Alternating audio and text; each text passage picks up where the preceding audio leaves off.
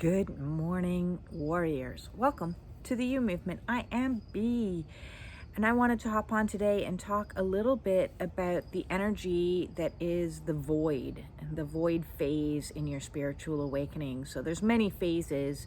According to Christina Lopes, there's 6. According to other people, there's 10.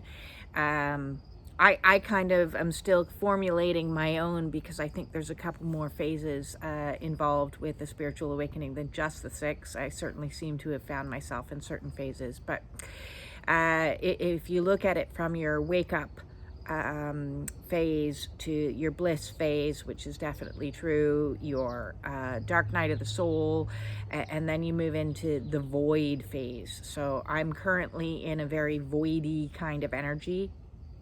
And the void is when you're feeling a real sense of disconnection. You're no longer living the life you used to live. You're no longer the person you used to be. There's a complete and utter almost stillness or pause after what has been a very tumultuous time of dark night in the soul. And you don't need to, it's not like it's always you just spend one amount of time there and then you move on to the next and it's like check, next, done. You bounce back and forth between these phases. You know, you're bouncing between dark night of the soul and the void, and grounding and the void and dark night of the soul. Is kind of like those 3 you're kind of like jumping around in. I've been in multiple times, multiple rounds. And in dark night of the soul, you're doing a lot of shadow work. You're doing a lot of deep healing. It's exhausting on an emotional level, even on a physical level. And then you enter the void, and it's kind of like your recovery phase. And if you were to like look at it from a perspective of, you know, being plugged into something and then unplugging from something, there's that interim period in between being unplugged before you're replugged into something new. And it can be very frustrating phase until you learn certain lessons. And one of the main lessons that I've learned in the void is the lesson of radical acceptance. And I was not particularly good at this in my former life at all, accepting things as they actually are. As a dreamer, as a visionary, as somebody who would identify as strong problem-solving skills, if I saw a situation that was out of sorts, I would immediately put on my fix-it hat and try to fix it because I could see a better way of doing it. And the void is all about teaching you that no, you actually just have to accept it for what it is. You can't alter it. And it reminds me of that prayer, the serenity prayer. God grant me the serenity to accept the things I cannot change.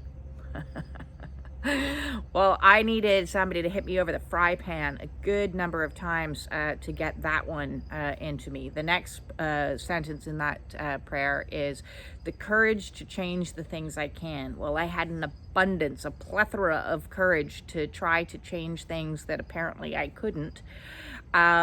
But I certainly try. I gave it the old 1-2, and then the wisdom to know the difference. So obviously not always acting from a place of wisdom, acting from a place more of ego and more of a place of, you know, if I can see a better way, I can make it happen. I can fix this. I can fix this. I can fix this.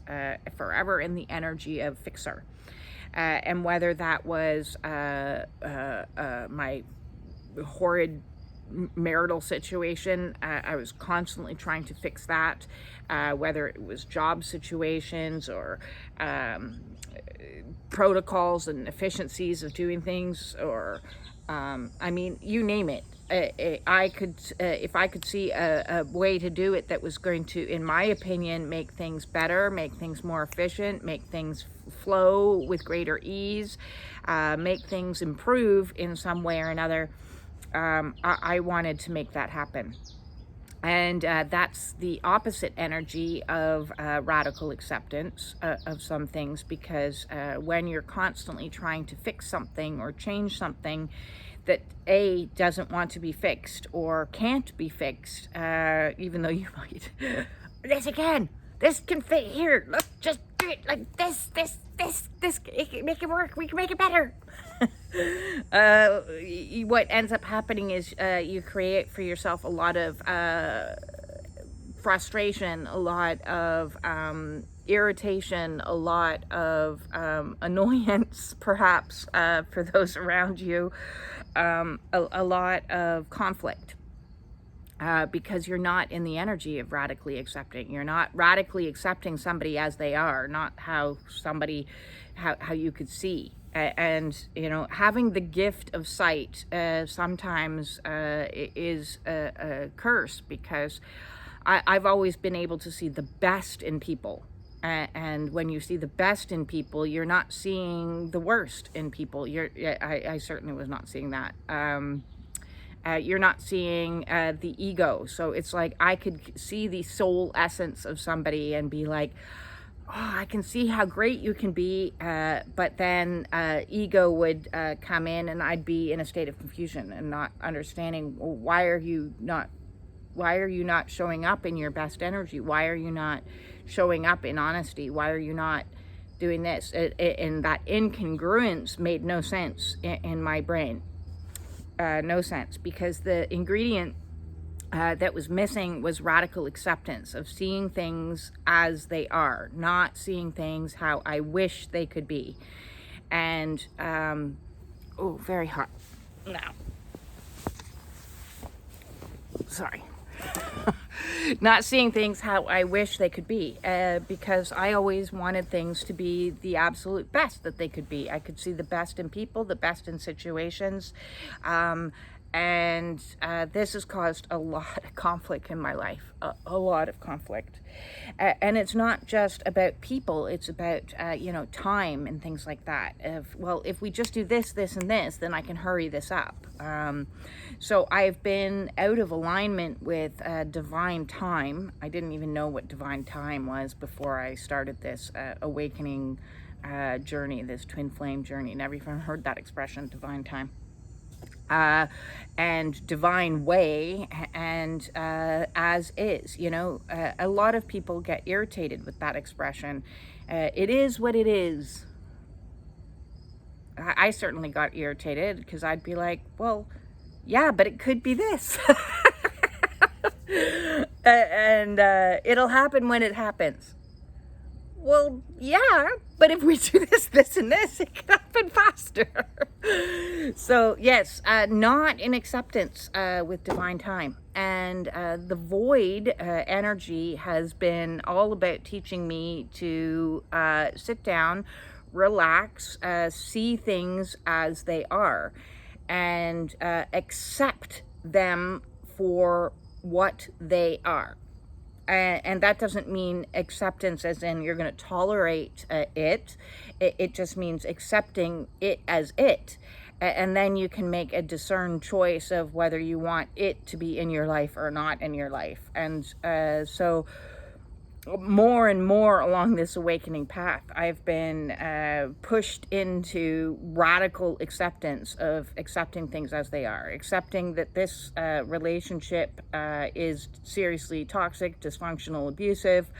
In accepting it, as it was, I was able to finally stop trying to fix it and walk away from it.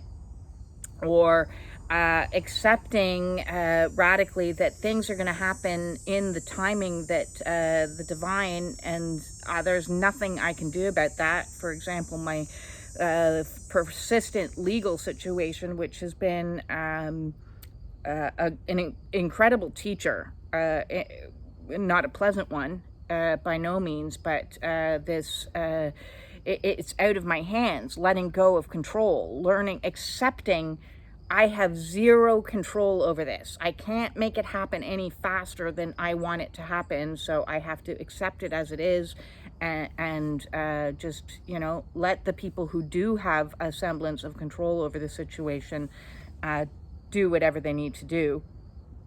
And even the healing part of this process, or the waiting for what's next, the next plug-in. So radical acceptance means in the void and in this energy, it means accepting where you are in the present moment, that the situations, the people, the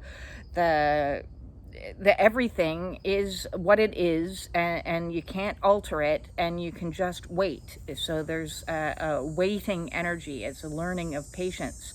So there's a good deal of things that connect to radical acceptance, such as patience, such as wisdom of identifying, such as faith, such as belief that, yes, although I'm sitting here with my plug ready to plug into the next thing, I have to wait for the next thing to arrive. I can't just, so you're kind of left holding your plug in your hand going, okay, where can I'm on battery power. I'm going to have to hold out until the new opportunity arrives. You can't rush opportunities. It's like a bus. You can't speed it up. You're just standing at the bus stop waiting for the next bus to come along, and have faith that eventually a bus is going to come along.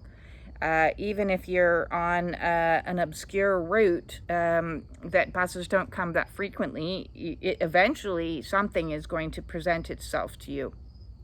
Eventually the next will present itself to you.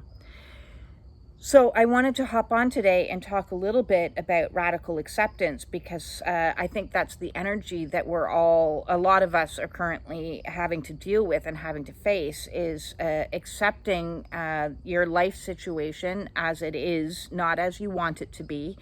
Again, that doesn't mean tolerating it, but that means with acceptance, you can make actual better choices. You can make those wise, discerned choices that saying, well, if these are the actual numbers, if these are the actual figures instead of the ones that I wish it was, then I can make choices based on the actual information that I'm being given, not the dreamland.